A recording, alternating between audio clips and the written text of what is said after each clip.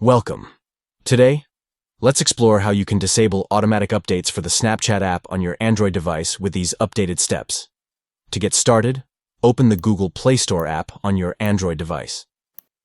Once inside the Play Store, tap on your profile icon located in the top right corner of the screen.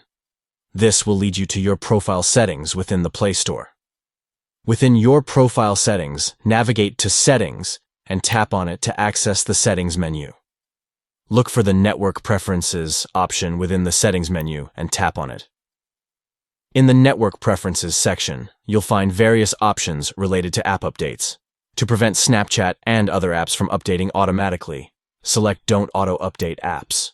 By following these simple steps, you can easily disable automatic updates for the Snapchat app on your Android device.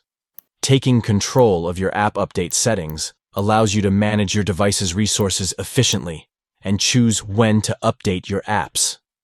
Thank you for watching, and we hope this guide helps you in customizing your app update preferences on the Google Play Store.